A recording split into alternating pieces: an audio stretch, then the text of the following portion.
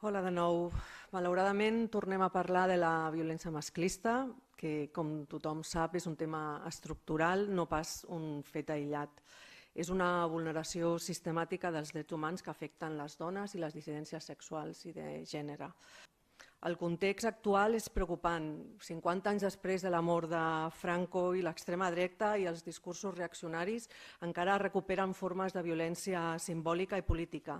Neguen molts d'ells l'existència de la violència masclista, banalitzen les agressions i bloquegen avenços feministes. I això també és violència. Cardedeu, evidentment, no és aliè a la violència masclista. Els casos atesos pels serveis municipals, les derivacions al servei d'atenció psicològica, la feina que fa el SIAD, també impacta en infants i joves, no només en dones. I tot això ens recorda que, malgrat pensem que vivim en una bombolla, a Cardedeu també passen situacions de violència i, evidentment, des d'aquest consistori, però també des del carrer, no podem mirar cap a una altra banda.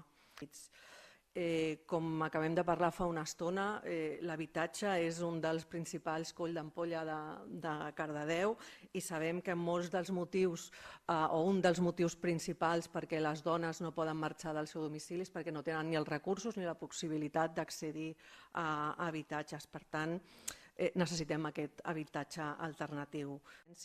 Cardedeu té capacitat per ser un municipi referent si posa els recursos necessaris i la voluntat política. Tenim un projecte pioner que és el Cardedeu Coeduca, que ara està a nivell parat, a nivell educatiu, diguem-ne que està parat i que pensem que és un dels recursos que caldria potenciar. Demanem a tots els grups polítics, si us plau, que donin recolzament a aquesta moció. Gràcies. Endavant.